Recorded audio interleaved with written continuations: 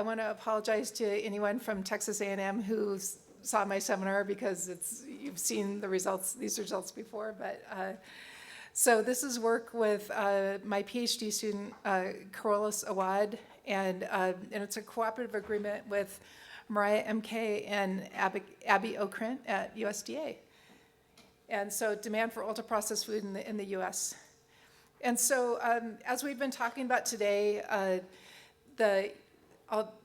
although energy intakes levels have been really flat recently, obesity rates continue to increase, and really the trends in food system industrialization has led to more processed foods becoming dominant in retail stores, and U.S. households have increased demand for foods with greater convenience attributes, which are often correlated with processing.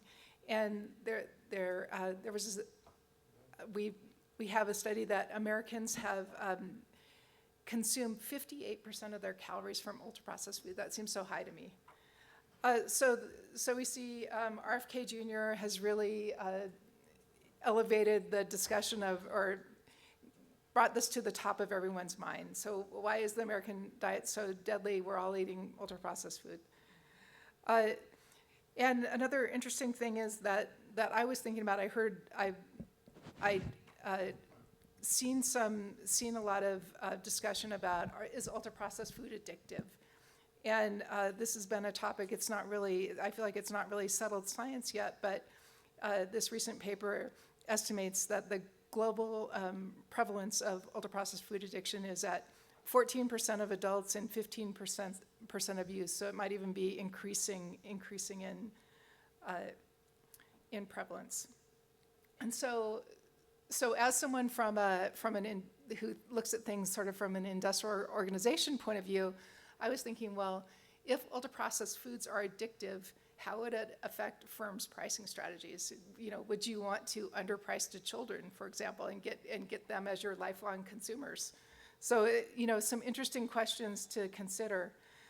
So why is food processed anyway? Well, processing prevents food from going bad or contamination during storage and transport. It prevents food waste and improves food safety. It allows for convenience. It offers variety, especially for foods with seasonal ingredients. And it allows for decreased costs to feed a growing world population. But ultra-processed food is associated with a lower diet quality. And there was an RTC, CT, that ultra-processed food diets led to higher energy intake and weight gain. So they had two groups. The participants who ate at least 80% of their diet with ultra-processed food for 2 weeks consumed 50% more calories per day and gained 2 pounds over those 2 weeks. They ate their meals faster, and the participants who ate minimally processed diet lost 2 pounds. So it's interesting and that was sort of like an all you care to eat kind of experiment. The higher consumption of ultra-processed food increases all-cause mortality, and we have some policies that target ultra-processed food, and that includes revised nutrition facts panels and sugar-sweetened beverage taxes. So we want to also think about, why do humans even eat more calories from ultra-processed food? Well, ultra-processed foods typically have higher energy density, so more calories per gram of food. So for example, dehydration, which is a processing, increases shelf life and lowers transport costs, and it makes many ultra-processed foods, such as potato chips, more calorie dense. They're also hyper palatable, and evolution has trained humans to like sweet, salty, fatty foods that helps us survive in times of scarcity. Well, times are no longer scarce.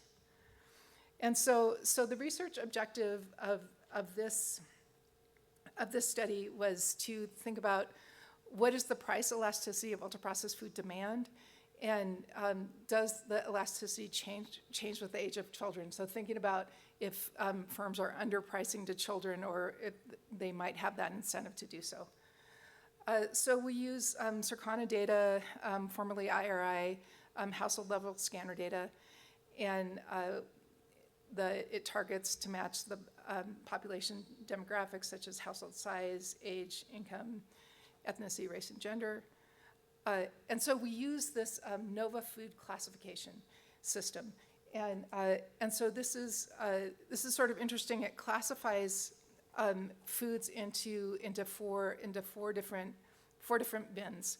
And so type 1 is minimally unprocessed or minimally processed foods, and so those are foods that do not really undergo processing or minimal processing. And so it could be like an egg is a minimally processed food. The second category is processed culinary ingredients, and so these are things that you would find in your kitchen, for example. And so it's like sugar and butter, so minimally processed things that would be ingredients that you would find find in a normal kitchen. The third type is processed foods, and so these are foods that have that are using these culinary ingredients to make something else. And so it could be certain kinds of cheeses, breads, not the high processed breads, but that category 3 is using these culinary ingredients, so they would have ingredients that you recognize from your kitchen. And then the fourth category is ultra-processed food, and these are derived from foods or parts of foods, and they have like added cosmetic food additives that are things that you would not find in your kitchen. And so we classified the Circana or IRI data into these NOVA groups. We used the product type, the ingredient list from the USDA branded food database. So we merged those. We used, and this is my student did this, Kurola Awad, he goes by Kiro, used a supervised language machine learning with the nutrition and product data. We also used the UPC description ingredient in the aisle in the grocery store and department to train a bag of words in using a machine learning model. We used a naive Bayes on hand classified data, and then the overall model's accuracy was up to 96%. And we're working to publish an ERS bulletin on that, so everything will be documented, so other people can use this data from what we did. Then we use an AIDS model to estimate. It's a standard approach. We use a price index as an instrument, and then we also account for censoring.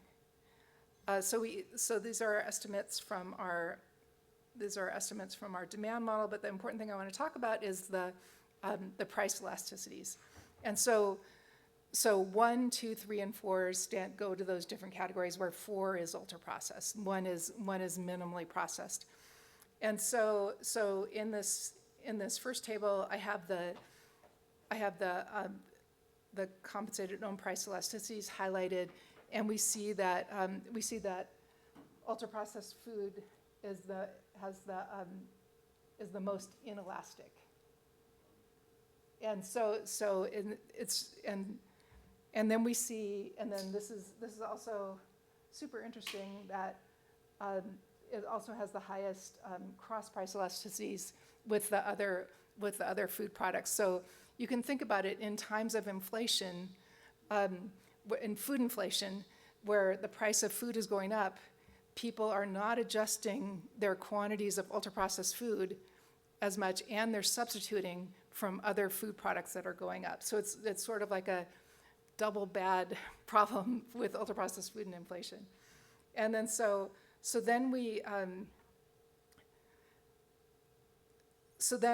then we also categorize people by the households, by the age of their kids. And so I thought this was also a really interesting in terms of ultra-processed food that, you can see, and I have a graph here too, but you see that that it's monotonically becoming more inelastic with the age of the kids. And so it's not any evidence of addiction, but it's consistent with that idea. So people with no kids are the more sensitive to price, and then when they get the young kids, start becoming less sensitive to price, and they become less and less sensitive as their kids age. And so here's just a graph of it: no kids all the way up to the teenagers. And so it's, yeah, I think this is interesting, and it also makes me think. I was recently reading some other papers about impulse buying of shoppers, that not my research, but some other research, and I was thinking, yes, ultra-processed food and kids, if you take them shopping with you, it might make you do more impulse buying. So the discussion on this is that ultra-processed foods are price inelastic. An implication could be that sin taxes are less effective in reducing consumption, which I think there's a lot of interesting implications from that. There's high substitution between ultra-processed foods and less processed foods. There's a monotonic decrease in elasticity of ultra-processed food with the age of children, and this suggests that there might be habit formation in children and ultra-processed food consumption. We also consider that non-price policies such as awareness and increased availability of fresh produce might be more effective than some other policies. So just in conclusion, we did estimate the demand and elasticities for ultra-processed food. It is less elastic. It has the lowest elasticity of all 4 NOVA groups. The policies aiming towards ultra-processed food consumption by increasing prices might be less effective in lowering consumption, and it can lead to substitution. So future work, one thing that I'm going to present on Monday as part of the international sections group. We also combined GLP-1 drug data, so we have people who went on those prescriptions, and we can see how that affected their demand for ultra-processed food. But we'd also just be interested in incorporating more, try to understand the heterogeneity and incorporate demographic variables to understand how different groups, their demand for ultra-processed food. We'd like to look at the causal links between the share of ultra-processed food and obesity, and then also just consider the addictive nature more from a theoretical side to try to understand the addictive nature of ultra-processed food. And so I'm open to questions. I guess I was trying to, a little fast, but.